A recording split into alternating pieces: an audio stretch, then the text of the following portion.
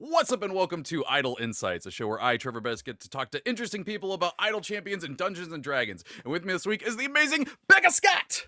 Me! Yes, you!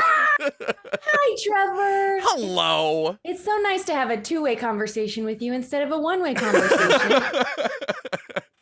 I do get a kick every time you guys go, "Hi, Trevor," at the beginning of a recording. I'm just like, hi. I've now gotten to talk to several people from Black Dice Society. I'm like, I get to say hi back now. Yeah, you could say it like 100 times in a row to make up for it. It's true. It is true. But Becca, if there's people watching right now that somehow don't know who you are you? Becca? Hi, I'm Becca Scott. I am the co-owner of the channel Good Time Society on YouTube. I am an actor, a role player, a host, an esports interviewer, and avid Magic player, and well, can't forget tabletop games expert. Yeah, I would say that. I may or may not have learned to play a board game from you. That's my favorite thing to hear, honestly. Yes. Instead of, I turned on your video and I still didn't get it. Oh, no. There's less of those, so I'm grateful. That's good. But we're here today to talk about Isle Champions presents The Black Pits. Woo! Because Tatyana is back. Yeah, she is. Oh, man. I like to start these interviews off with kind of an icebreaker question that I love just talking to nerds with about is like, how did you get into D&D and TTRPGs? Streaming. Hey, that's great. You know, I'm not ashamed to say I came at it backwards. Yeah. I just was an actor first, also a nerd, got into Twitch, got into doing stuff through Geek and Sundry, and from there met such an amazing community. And it was my first RPG ever was Ivan Van Norman on a live stream over there, and just felt so embraced and loved all along the way. And everything about it and the community and getting to sit down and improv and role play is everything I already love to do. It just got nerdier. Heck yeah. And now you're going to be streaming in a game with your character from another stream because we love doing the Avengers crossover thing. Perfect. And yeah, that's Tatyana from the Black Dice Society. I don't know if when you were on before if this was talked about. I haven't got to hear this story. How did you come up with Tatyana? Showed up, started doing a voice. No, I like to let filling out a character sheet inform me. And I don't know if you find this, that when I'm making a new character, I'm kind of directed by what wasn't the last character I made or like the character before that. It's like, what have I not done? Air Genasi. And you know, goes against everything in my character creation session with B-Dave that we had talked about, which was like a sad elf plucked from a village and raised by people that were not her parents. And then I was like, but also fighter. Barbarian. She crushed things and also gladiator. And so, you know, sometimes the background really is like, oh yeah, well, there you go. We got a backstory. I'm not going to work hard. The character sheet did all this fun stuff for me.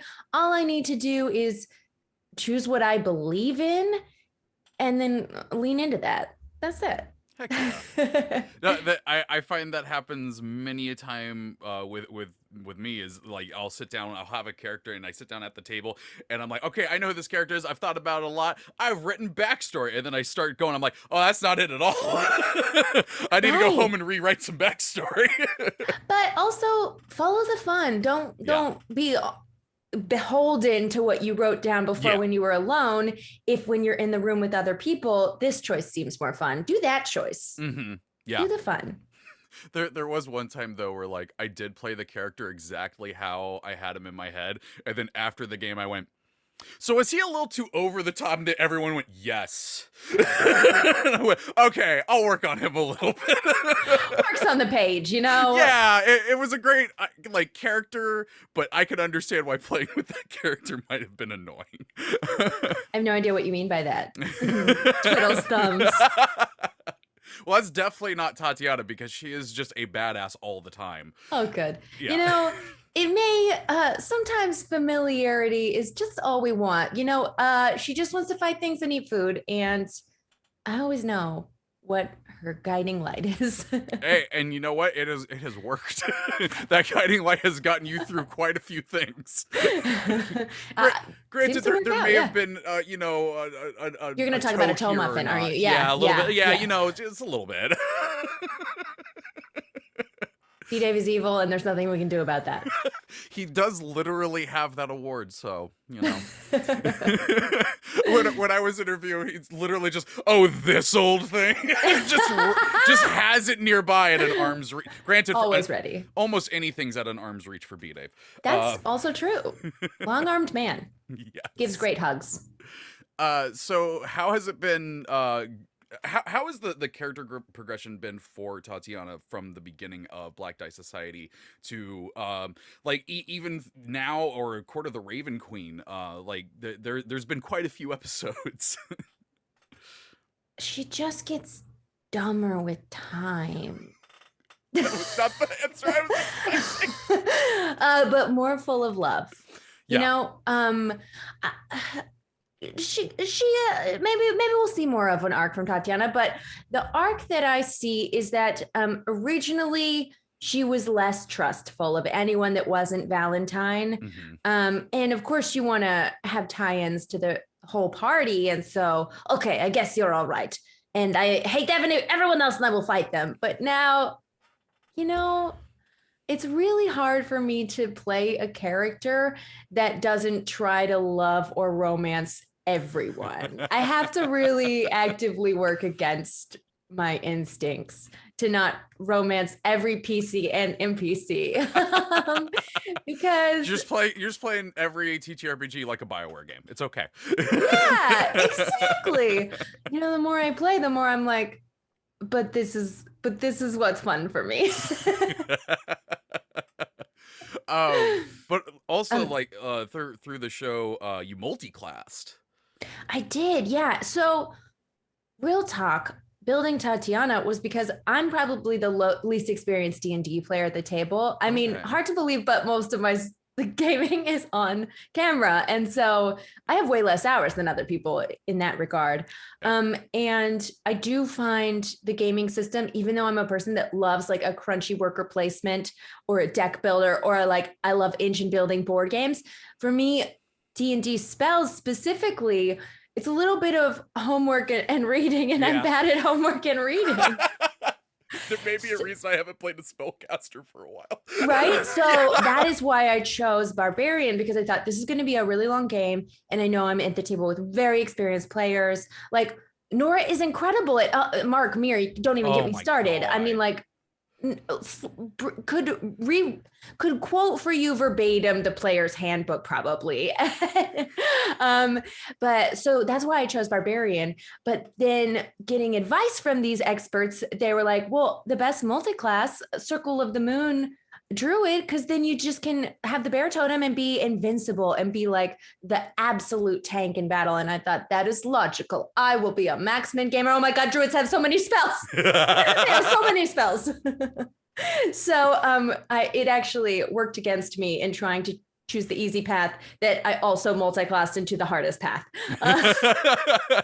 But shout out to D&D Beyond that they now have all of the wild shape options under extras, and that changed my life. I figured it out during an episode of Black Dice, and I feel like you can hear my exultation. I don't know what's a fancy word for so happy. Excited. Yeah. Most excited you could possibly be when I found that, because it is hard to know. Well, Circle of the Moon Druid gets to start with challenge rating much higher than other druids' challenge rating for the creatures they can choose. And so that's great. And it's also like, I need a really good database that's very interactive that helps me figure out what is a fun thing to shape into right now, what's the most advantageous. And that's a lot of Googling while I'm trying to play the game and listen to other people pay attention. So I'm grateful that we're on Zoom for that reason. Yeah. But the extras in D&D Beyond really game changer. Yeah. No, the first time that I used D&D Beyond it again. Did you watch The Good Place? Yes. You know when Eleanor gets the shrimp machine? Like, that was me. I'm just like, this is the dream. I love The this. shrimp machine. Absolutely. Yeah. I mean, Chidi is such a paragon. Like, now that's just an archetype of like, oh, I met a Chidi today. Yes. Yes. Paralyzed by the fear of doing something bad. Yeah. Yeah, I've used that as a descriptor for myself. I'm having a cheaty day. I'm having a cheaty Got that day. fork and the disposal sound going on in my head. But yeah, you were in the last Isle Champions Presents Court of the Raven Queen. How was that? Well, shout out to Lauren Urban. Hey. Hey. I got to play with some really fun and wonderful people that I hadn't played with before. I found the whole table to be very generous in their play style, which is so nice to see. And B-Dave, unrelenting. He went full. It was like intense combat, which was really fun because I had never played level 17. I guess I'd played level 20 in one shots with B-Dave because he likes to, anytime it's a one shot, he says, great, make a level 20 character. But those are the purest of chaos. Oh yeah, it did feel like pure chaos. I was given a wind vein by the audience. I love all the audience interaction on Idle Champions because it just like, there's a fun checklist that we need to hit, and finding a way to get to the checklist or watching B-Dave do so is very, very fun. Mm-hmm. Yeah, and the getting the equipment this time around. I mean, and I think we've done it in the past where it's just like, oh, somebody gets like, you know, a couple extra healing potions or something, and this time it was just like, nah, Tatiana and Desmond are getting some stuff. Yeah. What was it that Tatiana got? A wind vein. Oh. Yeah, it's plus 11 to hit, not too bad. And I get to keep it on Black Die Society, though I haven't used it. That was one of them. I did not expect that to happen when I was editing that episode, and he was like, oh yeah, you two step back and you're back from your Idle Champions Presents thing and you have all your equipment. I'm like, B-Dave, what? 17 level 17 equipment for level 11. Okay.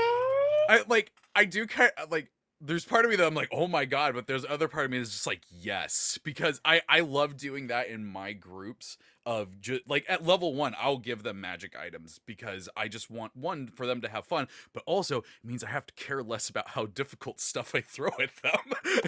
Oh yeah, that's a really good point. Like my group right now, they're all level 13 and they've got so many things and whatnot, and like literally the last encounter I built and did not care what was going on into it, and it was just like, yeah, there's like 200 Modrons. Yeah, you know, figure it out. Oh man. Yeah, sure.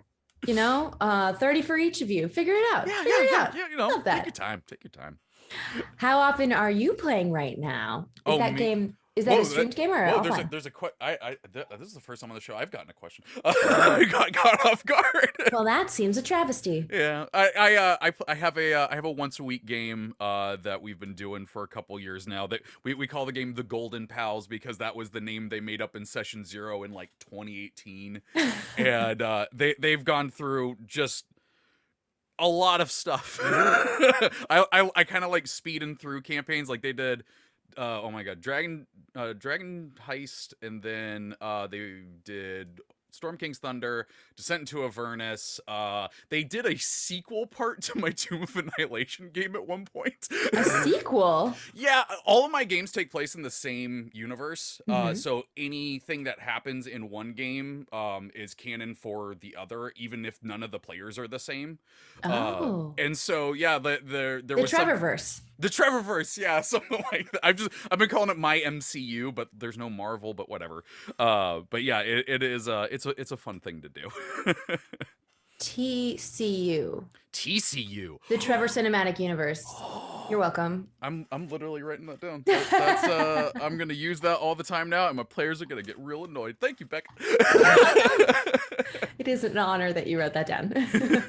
So in Core of the Raven Queen, you came in a few episodes in, because we kind of do this thing of just adding people slowly through it. But at the end of it, I mean, there was you, Desmond, and Vi. Like, how was that last game with getting like the crew together? I mean, epic and chaotic, and Vi is just about my favorite character I've ever watched in action. I mean, what a beautiful thing for him to make Oh this yeah, old badass lady that just doesn't take shit, you know? absolutely. An over 80 woman, she doesn't have any patience. I love that character choice. I love a blunt character. Yes.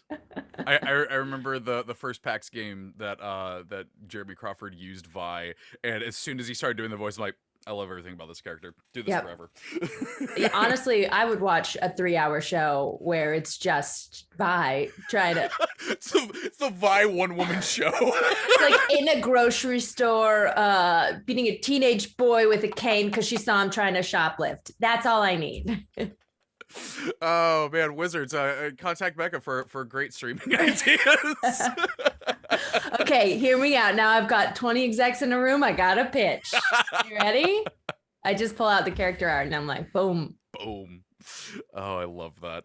And now you're gonna be in Isle Champions Presents the Black Pits, which I there was a comic that kind of alluded towards this that Luke McKay did during Raven Queen with Baloth having the fighter poster for Tatyana. I have to assume that she is just ecstatic to be going to a combat arena. Well, absolutely. I mean, that was where she was raised. It's like you're an actor in Hollywood and you grew up in the Midwest, and then you go on a set inside of a soundstage and they've just got rows and rows of corn. And you say, I'm home. You made the place I was meant to be. And you put all my friends here. And you pointed cameras at me to do it. Because Tatyana, that's her whole backstory. Yeah. She grew up in the fighting pits, and that there's such a source of pride, which is also very conflicted with, she does want to be a good person, and yet she has killed ruthlessly people that didn't deserve it. They were probably, forced into a fighting pit, and yet the desire to win in competition, somewhat like the player that controls her, competition can be the most important thing in many cases. And just a little background, that the first time I met Baloth as me, Becca, was at Champions of the Realm, this like fun and chaotic PvP game where Mark was just fully in character and costume the whole time. And I was commentating and I was like, Baloth is such a badass. And then got to meet Baloth as Tatyana in the previous Idol Champions Presents and the Raven Queen. And I didn't think about ahead of time what their interaction would be. But of course, Baloth tries to get everyone to work for him. And most people are like, no, thank you, Black Pits. And Tatyana was like, you can't afford me. Interested, but what's in it for me? And perfect answer. So that was so much fun. And how that Luke McKay art came about was just the art, fun improv. Mark's such a genius at acting and improv and especially D&D. And so I'm very excited to play in a game that he's running, which I've only done once before, which was a special Halloween episode of Black Dice. That was Headless Horseman themed. Yeah. That was a blast. Well, that leads me to a question that I've asked several other players for this game. You have played as a player in games with B-Dave as the DM and Mark as the DM, and now B-Dave's in the player seat with you. How do you think Mark's DMing is going to differ from B-Dave's for this Black Pits adventure? Oh, I mean, there's such different DMs. I wish I had the words to put a pin in their style. I think that Mark, they both are very passionate about the game, and Mark is detail oriented to a T. He understands the game so well, and it's not a know-it-all in your face about it. He's helping you through his passion and love for the rules of it. And B-Dave, what I love about B-Dave is he's a freaking showman. I had to hold myself back from cursing there. And he is rule fun. If it makes for a more interesting show choice, goodbye rules. Mm-hmm. And so that I'm excited to have Mark kind of officiating this what I imagine is going to have a lot of combat based probably role play. So it will be challenging actually, because the role play part is what I feel comfortable with, and the mechanics part is what I'm like, I did not maxmin that turn. Can I redo? I'm not going to say any spoilers for people who are watching Black Dice. They may not have seen the most recent one, but Mark was playing a character that had spells, and there was a turn that I've been DMing for years now, and I was like, oh my God. He does things with the game other people just didn't know were possible, but are definitely in the fine print. Yeah. No, yeah. Specifically that turn, I was like, I wouldn't have thought to do that. Like, I feel like I'm evil, but oh my God. Yeah, and Mark having it be, I mean, well, it being the Black Pits itself. Like, full disclosure, Chad, I do not know what is happening during this. I've not seen what is written or anything like that. I've been sitting here going like, is he going to make them fight each other? I don't know. I know nothing except our as much as you know. Yeah. In the Black Pits, it's happening. This thing we dreamed of. I do know who I'm tag team with and what my character in Idle Champions looks like, which is we can talk about that a little bit. Are we allowed? Oh, this should be going up around that time, and if not, Lauren, I'm sorry. I don't make me break my contract I signed. Well, here, I'll pose the question like this: what player character are you most excited to see Tatyana interact with? Well, that's Havilar, of course.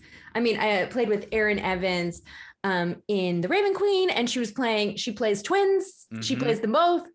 We played with the more brainy and thoughtful one last time. I'm forgetting her character. Farida, of course, which is a great, is it magic card? All right, it's okay. It was good draft. And Havilar and Tatiana are very, very similar creatures. And so they immediately met and were like, give him respect game. And so, spoilers, don't be mad, V. We decided that we wanted our characters to be tag teaming or, working together in some way in the Black Pit. So very excited for that. And I don't know if I'm allowed to say it, but I'm going to say it. We took inspiration from the Gorgeous Ladies of Wrestling for our character design, because why not?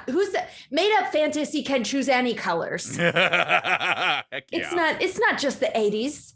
They had interesting dyes. They found some strange flowers and spandex. In Faerun, there was like 1480 DR or something like that. So, it was there. Absolutely. I fully believe that. I don't know if you know this, but Champions of Lore, the show that B-Dave, Aaron, and I do every week, after each Idle Champions presents, Aaron does a recap, but as Havilar. She does. I watched one. Oh my God, I cannot tell you what. It is so hard for me. I have to mute myself because I'm just busting up laughing the entire time because she does such a freaking good job. But yeah, the last one, her as Havilar telling the story that she wasn't there for, from the perspective that she had, was like that there was Tatyana. She seems really cool. I really like her. I want to be friends with her. That's the one I watched. So good. And after that, that's when we were like, well, our characters should just go into the Black Pits together, of course. I love that so much. Yeah, I highly recommend any one of those purely for Erin and the stuff she comes up with. The first time she did it, there was something with Halaster Black Cloak in the first one, and she was like, I didn't get his name. I think it was Alabaster Booty Clap. Yes, that's amazing. And so funny. Her writing is excellent. Oh, I know. Yeah. And you know, she gets to write for the game now. So in the first adventure for that we did for Beyond the Witchlight, that we had these kids telling these, you know, wild adventurous tales, and one of the bosses was the sprite for Halaster Black Cloak, but the name was Alabaster Booty Clap. Of course. Yeah. Great. I mean, if you have a chance to contribute to the lore, I mean, you got You better abuse it. Yes, absolutely. Is that where you were going with that? Push the limits until they tell you no. Yeah. So switching gears a little bit here. Tell me about Good Time Society. Oh my gosh, it's the best place ever.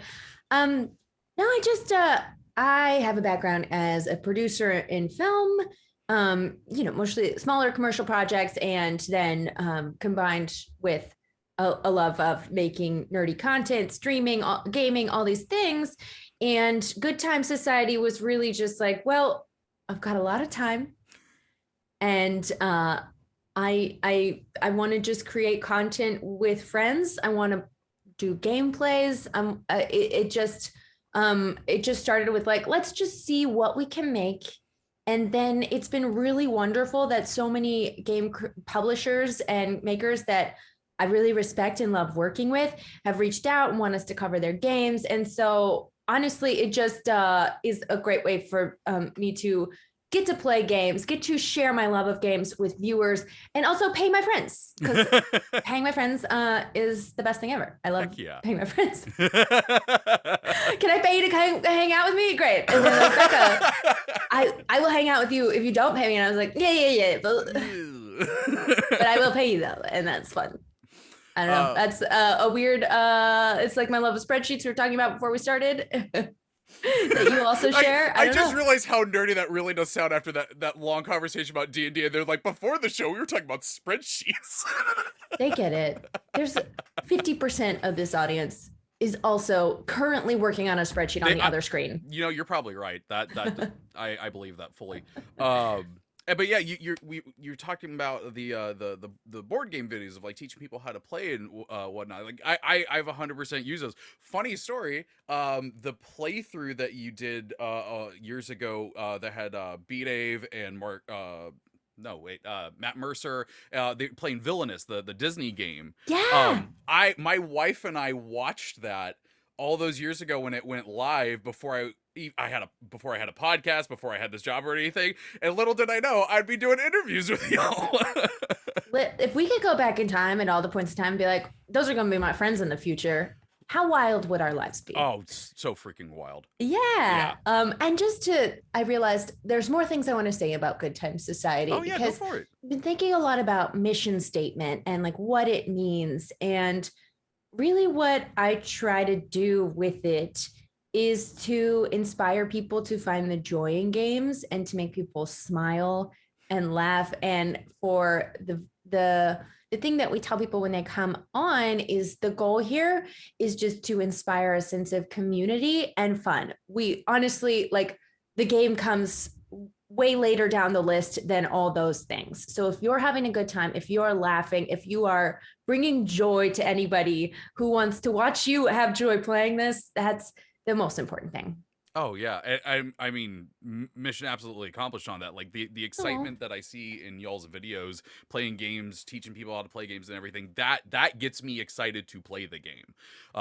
Even more so than the mechanics themselves. Like the Villainous one, I'm like, man, I really want to play that game. And the next day I was like, do I remember anything about the mechanics? No, but I want to play it. You know, most games it's like you have to actually watch a full turn or be sitting down and playing the turn for it to actually go in the noggin. Well, the gameplay overviews that you give, like, definitely do that. But yeah, when it's a group of people playing it and there's edits and stuff like that, like the the joy is like seeing everybody enjoy that game and loving that. But I did want to talk to you about board games, because I don't get to talk to a lot of people about board games. I love board games. Okay. What is it that you love about board games compared to TTRPGs? So actually, it was hard for me at first to learn to like TTRPGs because I like winning. And you can't win TTRPGs. I also have, I'm very picky when it comes to cooperative board games for the same reason. I think it was something about growing up in a board game house, having an older sister that is even nerdier than I am, and potentially even more competitive, if you can believe that. And we, there's definitely been many squabbles over games, but also many flipped boards. Oh yeah, emotionally flipped, storms out of rooms. You would never actually board flip. That's insane. Um, but what do I love? I don't. It's the thing that I get from people that I now play Magic Commander with. That like it. What are the words? There is a conflict that I don't allow into my personal life that I allow into my game life. Not that I want drama at the table, No, yeah. but an opportunity to be ruthless that I don't respect in real life. And I need simulated because part of my animal brain wants to put the pieces together and hoard those tokens and win. And honestly, that is like the lizard brain answer of why I love competitive board games. Like I need an outlet for my ruthlessness. No, I get what you're saying. Like, especially Magic. Like I used to have regular Wednesday games of Magic Commander with my friends. That was essentially like our poker night. And you get it. Oh yeah, no, like like what if no joke, in my phone contacts, one of my friends, their photo is someone flipping them off because of the card they just played. I had to make an Instagram highlight of last Monday's Commander night because I've only made like maybe 4 decks, and I've been deck building this morning, and we'll be doing that after this afternoon. But literally, here's all the D&D Magic set that I got, the one of the commanders, and appropriately in a Call of Cthulhu box. I know, I was noticing all the books behind you. Yeah.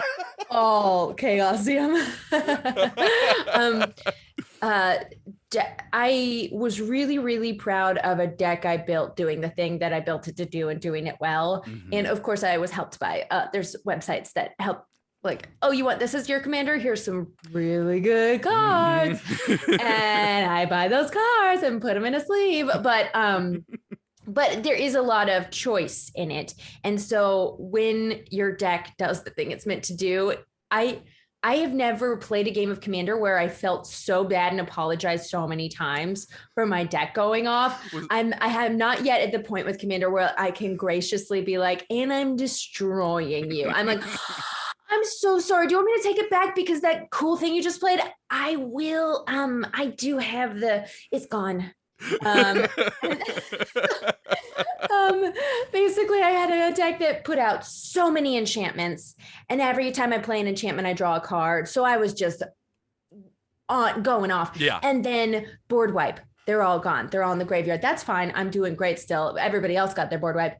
And then I draw the card that says pull out every enchantment from your graveyard. Oh, and I know just that go, card. Yes. I'm so sorry. And my commander says every time I play an enchantment, I draw a card. So I draw 15 cards here. And that's what I highlighted on my Instagram. I feel so proud and so smug and so bad all at the same time.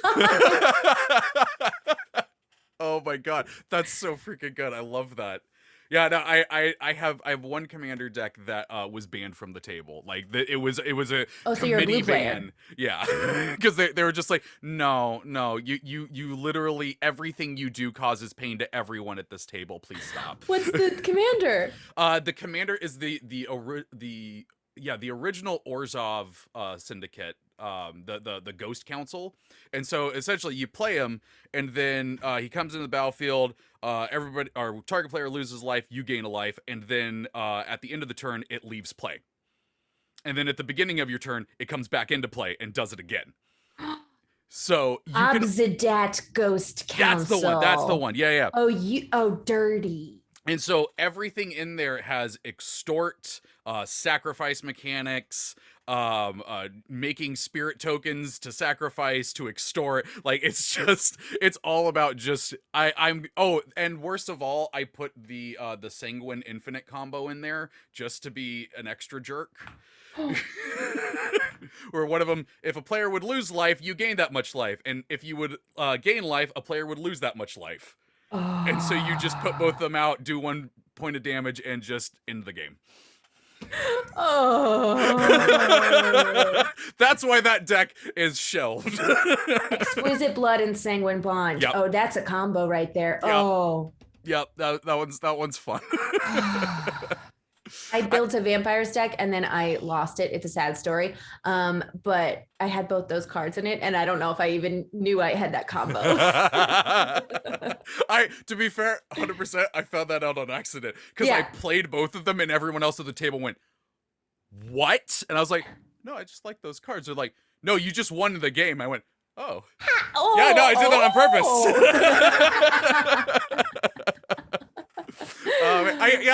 I knew I've seen in the Magic the Gathering commercials, which are absolutely amazing, and I loved all of them. They were so much fun. But yeah, I did. Speaking of going back in your younger self, being like, you get to what? Yeah, I'm so grateful to Wizards for using me in all their recent campaigns. The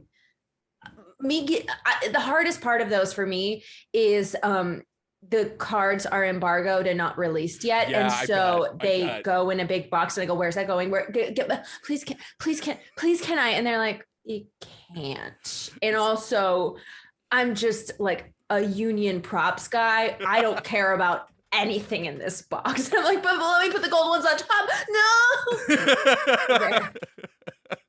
Yeah, what's funny is I literally thought about that when I watched the one with y'all sitting at the table for the first D&D set. I'm just like, no, they didn't get to leave with any of those cards, and I feel so bad for them. Especially when there is you see a pack opening in one of those commercials. We have to do close-ups and wides, and we have to do it over and over, and we're just cracking packs, looking at them, and then they go in the box. Oh no! Crack it again, okay? That sounds like the most joyous, painful day. That is exactly what it is. Mostly joy, mostly pure joy, because I mean, everyone I've ever worked with on one of those, they good people. Yeah. That's awesome. Mm-hmm. But going back to board games real quick, that one of the other questions I had written down. I always love finding a choose your favorite child question. What's your favorite board game? You know, everyone asks me this, and it's always I realized I'm allowed to give the true answer. Yeah. TI4, Twilight Imperium 4th edition. I just got to play that for the first time. I'm so happy for you. How many hours did it take you? I think we did it just at the 7-hour mark. How many players? Sorry, 5. I've never played it that fast. Oh, really? You played it that fast your first? I've only played with 6 players, and last time it was 11 and a half hours. Whoa. Mm-hmm. Yeah, dang. Yeah, it was a game that I there was one. It's that legendary board game you always hear about, the giant box, all the pieces, the Holy Grail. Yeah, and I drooled over it so many times in the game, so I'm just like, but I could just buy it. And my wife was like, "There's a lion on it." She's like, "No one wants to play that with you." I'm like, "But I want to play it." There are people, and her name is Becca Scott. Yeah. But yeah, we finally got a group together, after 10 years of wanting to play it, and we did the thing where all of us learned how to play it beforehand. We all watched the videos. We all yeah, we all came in knowing how to play, and man, that was a blast. Shout out to Shay Parker. Read the rule book. He does a very good 30-minute Twilight Imperium, I think 3rd edition video. Okay. Yeah, my buddy Shay. He makes some great videos. Yeah. God, that game was just so much fun. Yeah, I don't blame you at all for picking that as your favorite. But I did on Tuesday in this room live stream a playthrough in person of Dune Imperium. Oh, how was that? Excellent. I really like Dune Imperium. I played it offline on Saturday and I was like, great, let's stream this one, because me and my business partner Jake, we try to do an in-person playthrough every Tuesday that we stream on my Twitch channel, the Oh, Becca Scott. cool. Yeah. Yeah. So check out some cool board games and some fun people playing them.